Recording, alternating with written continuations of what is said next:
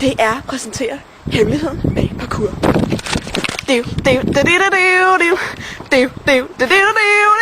Wow, det var da bare et trick. Men hvad er hemmeligheden bag det? Lad os snakke med personen. Goddag, fremmede. Fortæl mig så, hvor lang tid har du dyrket parkour? Cirka 10 sekunder. Cirka 10 sekunder? Det var da godt nok lidt erfaring. Men fortæl mig så, hvad er hemmeligheden bag parkour? Løb, hop og vent. Er det en hemmelighed? Ja, det er rigtigt. Det var da en hemmelighed. Og så skal du helst have høje hæle på. Hold da op. Hvad har du så på i dag? Nå. Jeg er lidt amatør, så jeg har ikke høje hæle. Jamen, det kan jeg da godt se. Hold da op. Men er det okay, hvis det er et andet trick måske? Kan du vise os det Huffins of Floating Method? En parkour-style.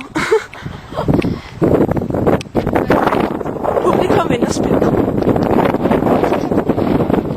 Jeg stiller mig herover. Alt for at opdage hemmeligheden bag parkour. Hold da op. Det var da et trick, så det vil noget. Jeg tror, vi har opdaget hemmeligheden bag parkour. Tak for jer. Vi går, og begge går skolens skolegård. Og vi ser nogle tilfældige elever. Lad os gå hen og snakke med dem. Hvad hedder du så? Christina. Hvad? Fortæl mig så, Christina.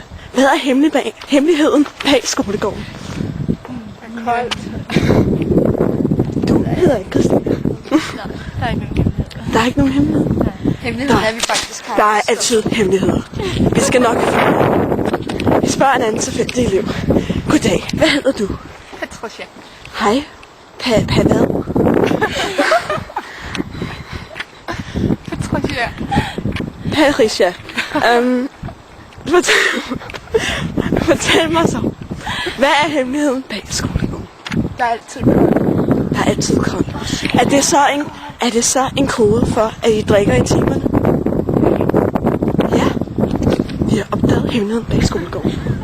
Følg med i næste uge, når vi afslører hemmeligheden bag køkkener. Tak for i aften. Kom. Det er to præsenterer lige bag skolegården. Bag? Lige bag skolegården.